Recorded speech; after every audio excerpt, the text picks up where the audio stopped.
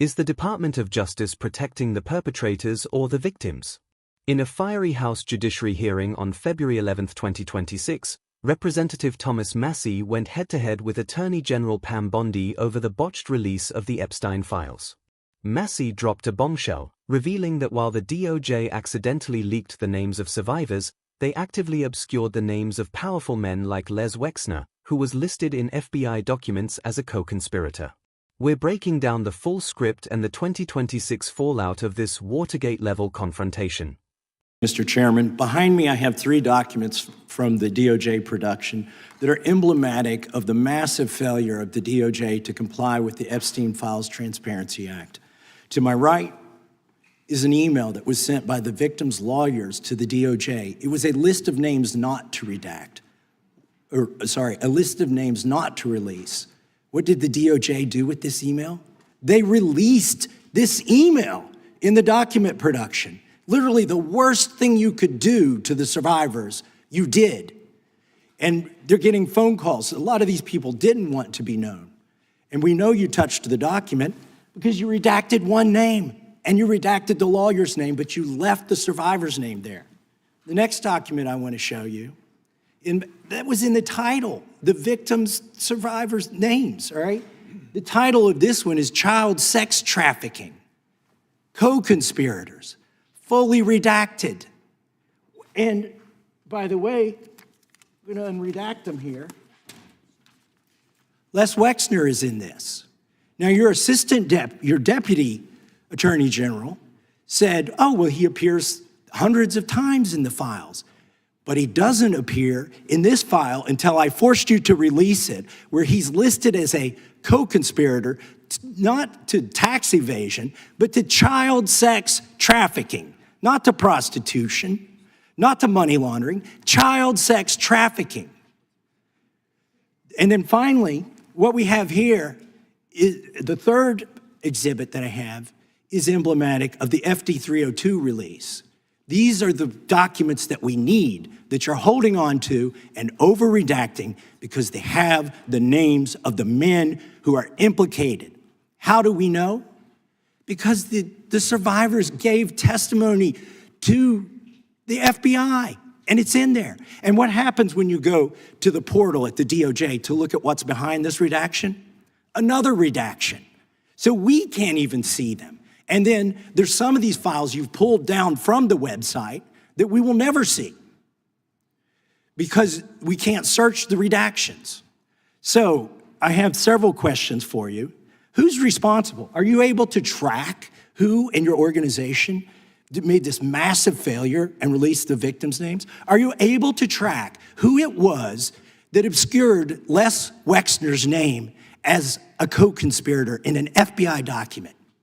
Do you have that kind of accountability? I believe Wexner's name was listed more than 4,000 times. Yeah, I already told you that. This is where he's listed as a co-conspirator. Can I finish my answer? Come on, let me finish my answer.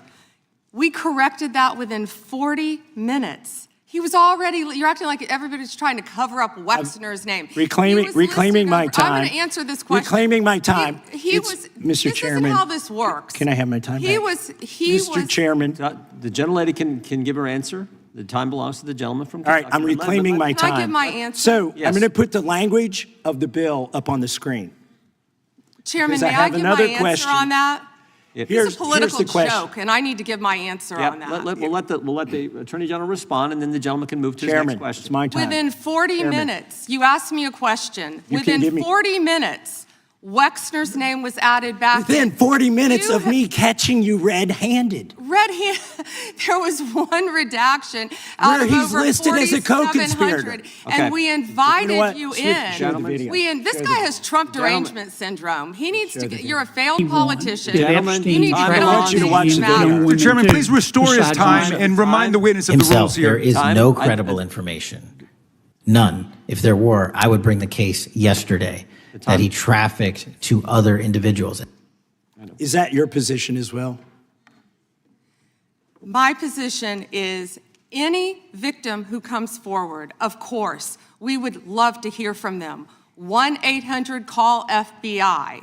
Did you ask Merrick Garland that the last 4 years? Did you talk about Epstein? I am at reclaiming all my the time. last I'm 4 glad you're years? asking about Merrick Garland. You don't get to reclaim because time this when is you don't- bigger when than you can't- Watergate. when I don't answer a question the this way you goes want. over 4 administrations. You don't have to go back to Biden. Let's go back to Obama. Let's go back to George Bush. This cover-up spans decades, and you are responsible for this portion of it. And that's now, where the I want to most know at transparent- what point did the FBI and the DOJ decide that Lex Wexner was not a co-conspirator? Because our Epstein Files Transparency Act requires you, please put it Time is back on up. the screen, please, to release the internal decision about whether to prosecute him or not, and it's not in the files, and it's not in the files for any of these other men. Time of the gentleman has expired. May she answer? And he's a hypocrite because he voted against the ban that we were talking about on deep fake AI porn. Only 2 people voted against it,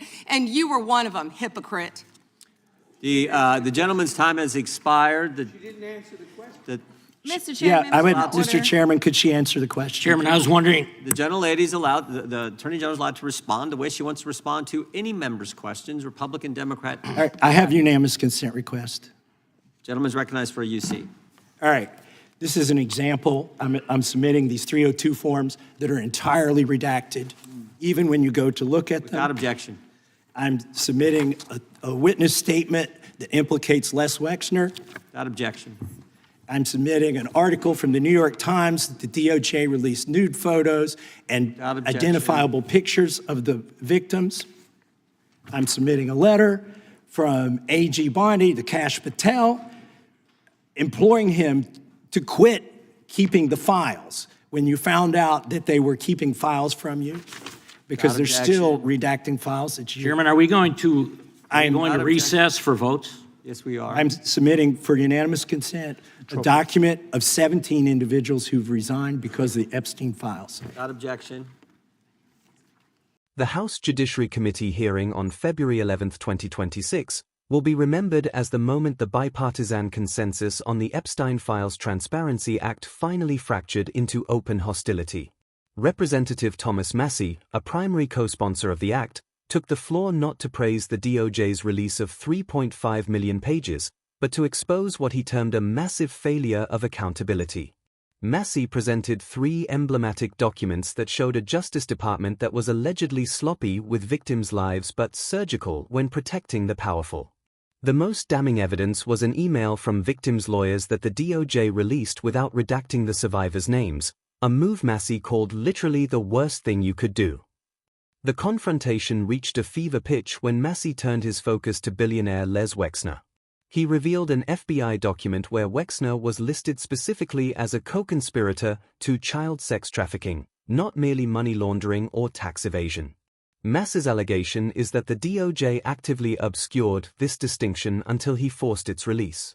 AG Pam Bondi's defense, that the name was corrected within 40 minutes of being caught, did little to quiet the room. Instead, she pivoted to personal attacks, labeling Massey a failed politician with Trump derangement syndrome, a move that shocked many in the room given that Massey was an early supporter of the transparency legislation signed by President Trump. As of 2026, the legislative fallout has only intensified. Since this hearing, the House Oversight Committee has officially subpoenaed AG Bondi for a follow-up testimony in April 2026, citing the haphazard redactions and the burn book binder she brought to the hearing, which allegedly contained the private search histories of members of Congress like Representative Pramila Jayapal. Massey's claim that this cover-up spans decades and is bigger than Watergate has resonated with a public that saw over 17 high-level resignations in early 2026 linked to the file disclosures. Ultimately, this hearing serves as a definitive record of the 2026 transparency crisis. Massey's final act, submitting 302 forms that remain entirely redacted even in the transparency portal, proves that the legal battle for the full Epstein files is far from over. In an era where the DOJ claims to have fulfilled its legal obligations, this video stands as primary evidence that many in Congress believe the executive branch handlers are still protecting a network of global elites.